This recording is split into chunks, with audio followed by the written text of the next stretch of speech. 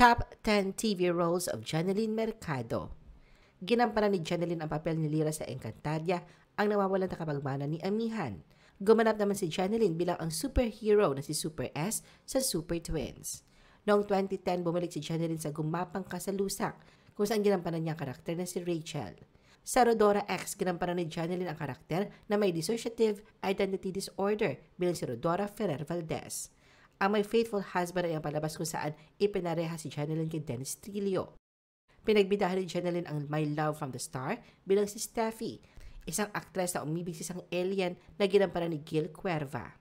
Noong 2018, gumawa si Janeline ng thriller TV series The Cure kung saan nakatrabaho niya si Tom Rodriguez sa unang pagkakataon. Nakatambal ni Janeline sa series na Love You 2 si Gabby Concepcion.